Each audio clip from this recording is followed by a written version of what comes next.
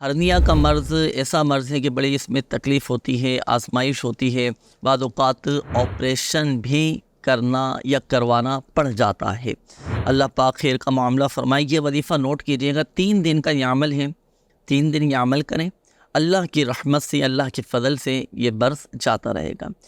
3 دن تک جس درد یا مرض پر بسم اللہ الرحمن الرحیم 100 مرتبہ پڑھ کر دم کر دیا جائے نا، تو اللہ کی رحمت سے وہ مرض دور ہو جاتا ہے اور درد بھی ٹھیک ہو جاتا ہے۔